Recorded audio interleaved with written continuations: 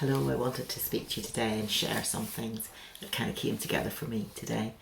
Several interesting things, and I love it when that happens.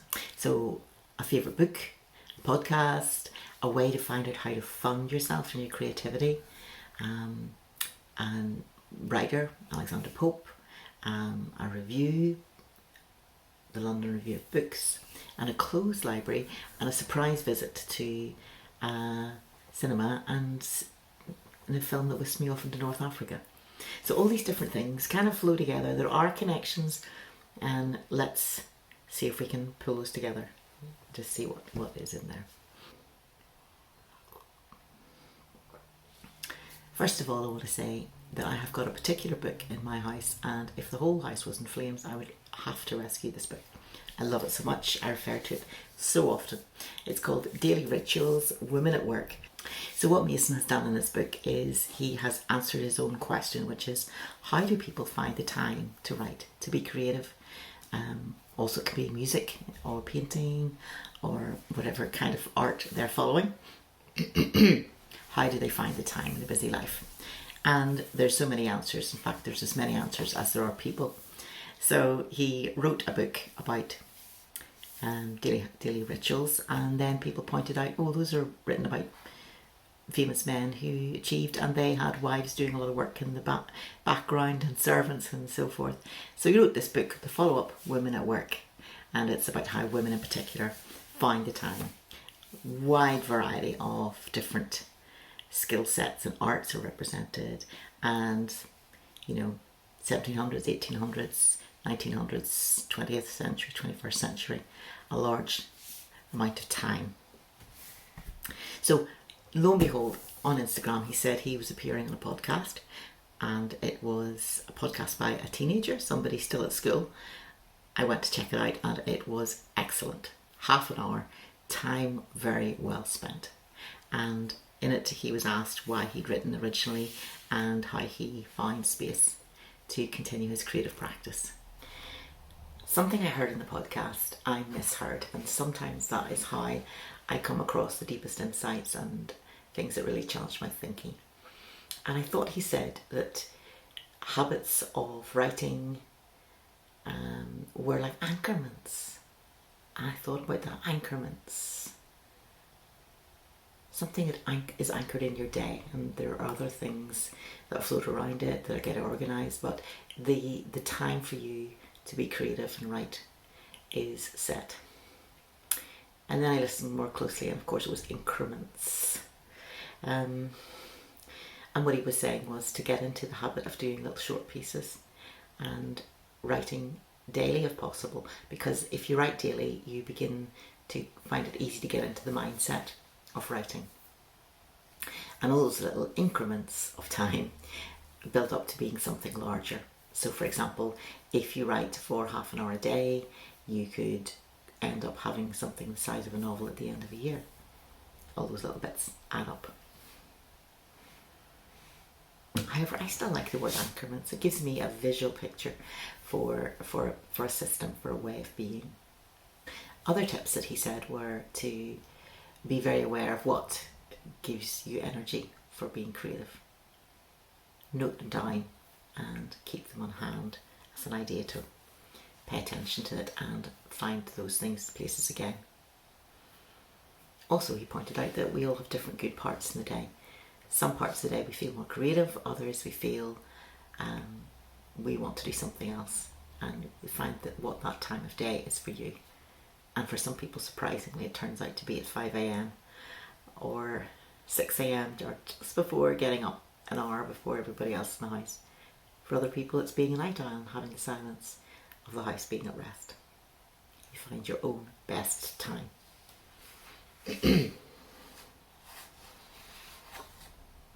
By the way, I thought the podcast was excellent.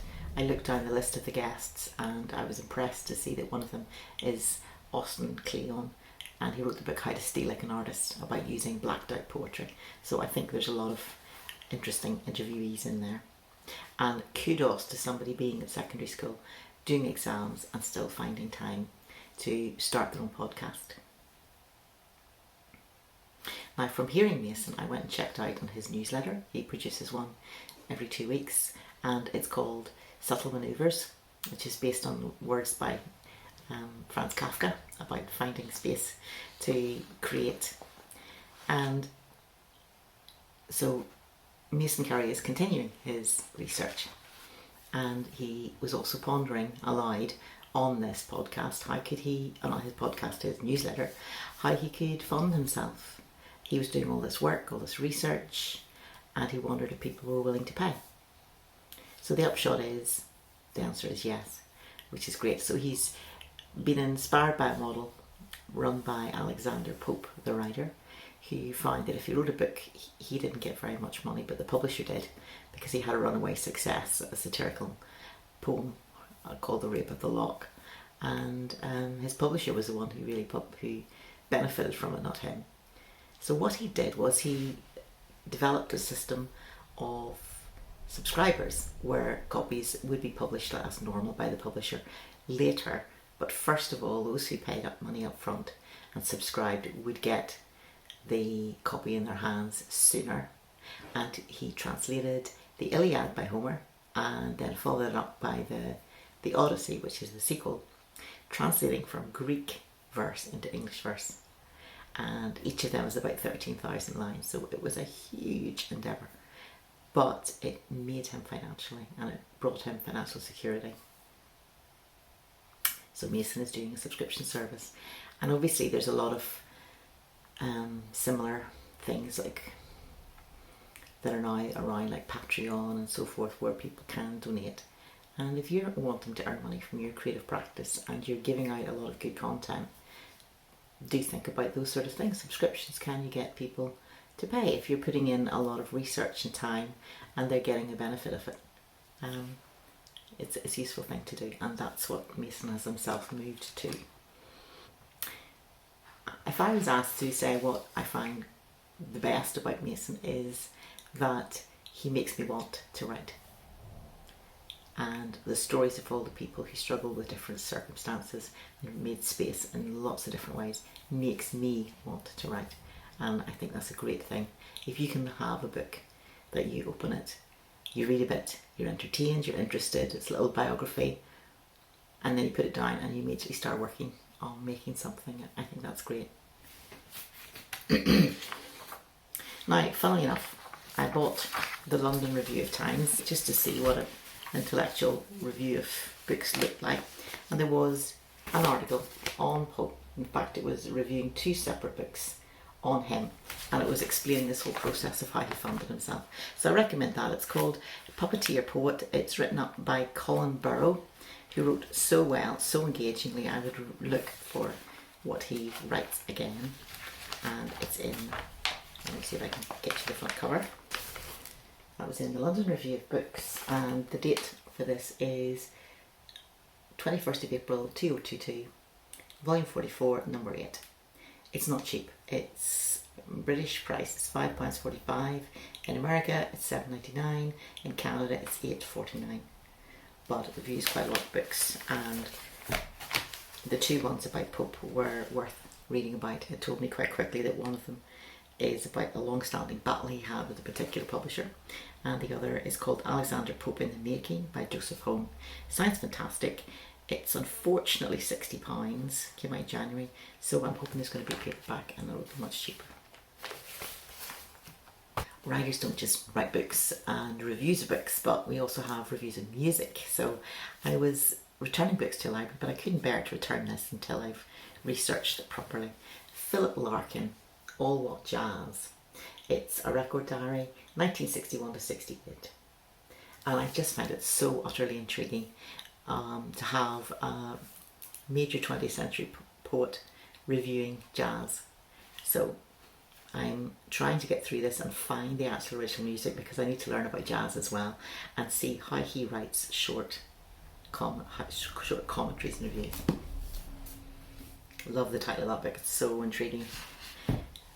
Well, anyway, I took another book back to the library and found it closed.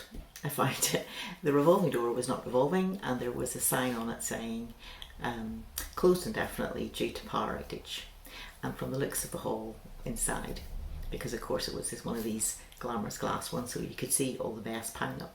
It was pretty clear that they weren't closed just for an hour or so. So there I was in town, having gone in. What was I going to do? And I thought I would just have a go across to my local indie cinema that I like, Film House in Edinburgh, quick plug. And there was a film just about to start, so I thought, okay, I'll catch the film and then I'll catch the bus home. And it turned out to be one that I had heard of called Casablanca Beats.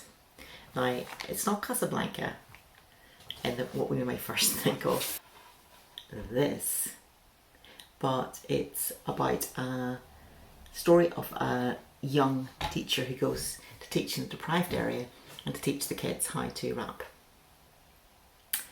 So I'd heard a good review from Mark Kermode, who's a TV critic in the UK, a film critic rather, and he gave it a warm recommendation and a very quick summary. So I thought, yeah, I like the sound of it. And there it was about to start in 5 minutes. Why not? So it's recorded and set in Morocco. And there are a few points about it that I thought were interesting. First of all, sunlight. And you really have that sense of warmth of being in a warm country. The first thing you see are this teacher driving through a city which is obviously a mixture of modern cars and older carts and horses and a mixture of different societies. And you see him driving through sunlight, you see him driving through sunlight into a tunnel, back to the sunlight again. And I thought, that strikes me as important for the rest of the film. What's that going to be like? And it was. So in the daytime you could see him in the classes with the students interacting, and then you would see the students going home at night in the dark to their very cramped living circumstances and quite difficult home situations. And then again the next day, sunlight and back in the classroom again. Now, to go back to Larkin, one of the things I love about the book is a quote, because he describes a scene, and when he describes it, I can imagine it. Let me just find it. It's pretty near the start where he's introducing it all.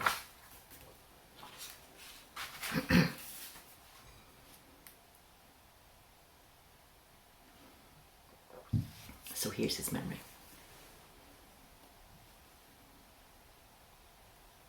Sitting with a friend in his bedroom that overlooked the family tennis court, I watched leaves drift down through long Sunday afternoons as we took it in turns to wind the portable HMV. And those Americans spoke immediately to our understanding. This was something we had found for ourselves that wasn't taught at school. What a prerequisite that is of nearly everything worthwhile. So that was how he found music. And in the film, it was not just what was taught in the classroom, but you saw one point where the teacher was noticing the kids sitting in the building outside of the class, sitting on stairs, and one kid giving the kind of beat that they wanted to sing to, and then the rest rapping to it. And I thought, yeah, that's so much what it's like in education. You learn in the lectures, but it's what you do in between and with your classmates that is where the real learning is taking place. So I have to say that the story doesn't have a great plot that's very, very definite. I think there's the tutor comes in, the kids speak a bit to him, and then he challenges them to be more personal and more urgent in what they say and sing, and then he leaves at the end of it all, because the kids put on a concert and the parents are very traditional and are up in arms about the fact that their daughter is dancing and may not be wearing as much clothing as they would find honourable. So it's quite a conflict. I mean, you've got that sense of the older generation, the younger generation. If you do want a plot, something similar in a very American kind of way, I would recommend School of Rock, where you have a teacher who comes in and takes a whole lot of kids who are quite programmed in a way. Their parents want them to do well and study well, go to a good university. They're quite programmed by what their parents want them to do, and they learn to play rock and be more themselves and state who they are. And that has a real plot development. It's light-hearted, it's comedy, not in the same vein, but it has got a plot if you want that. I also felt it referred a bit to Spike Lee, Do the Right Thing, where there was an area, a community that you felt was on the verge of change, and there was a whole variety of opinions on that. And the younger generation were kind of trapped by it and in amongst it all. And at one point the tutor has got the kids to spray paint the wall behind them, and it has a similar look and feel, they're dancing in front of it, to that film by Spike Lee. And the teacher at the start is explaining to them that the area they're living in is quite poor and deprived, and in a way it's like the Bronx, and it's not Bronx, Brooklyn, like Brooklyn, and it's the voice of response to that, the challenge of rap. And he says their area is a bit like Brooklyn, so they think about that analogy. So the film is quite okay, so it hasn't got a great plot, but it's meditative and it takes you somewhere. It takes you into a whole other country and into private homes in a way. And a lot of the stories told through music and dance, and there's a very strong element of dance. And in two different sequences there is the students are interacting with an area where there's a lot of washing hanging out to dry, and it's brilliant because in one of them there's a guy who's rapping about how he feels trapped in his poverty and in this place that he's in, it'll be hard to change or find what he wants to do. And as he's doing his rapping, there are lots of coloured sheets around him, they're billowing beautifully just as he's kind of stuck and steady with his beats. They're so fluid and moving, it's wonderful. And then there's another one later on where there's a young girl dancing, and it's always, her home situation's very difficult, and although she's not saying it, the washing line has become a thin, cruel looking kind of wire. She hangs her wrists on it at times, she moves about it, and there's a shirt hanging upside down, and she puts her arms into it, and she's immersed in it and stuck. It's very poignant, it's very good, it's very well done. So there's a lot of energy in it, and yeah, it's an interesting meditation. I also find it an interesting metaphor that you hear the call to prayer from the mosque, and that's using a microphone and PA, and then the rapping is another way of calling for a reaction with using microphone and words, speaking and PA. And you also see the movements of bodies in response in the mosque, the call to prayer, then people bow in prayer and worship, and the rapping leads to dancing movement again with the body in a different style. So it's worth seeing. I think they've dealt very sensitively with what is going on in the community. Things are hinted at but they're not shown. It's not a violent film. It's very restrained and thoughtful, thought-provoking. And I think it's worth your time. I would recommend it. I find it was worth mine anyway. So that was my day, and it had a mixture of jazz, poetry, rap, which those things all flow together, don't they? Cinema, and how you find space to be creative and how you find you can fund your creative work. And some of those things may well be of interest to you today.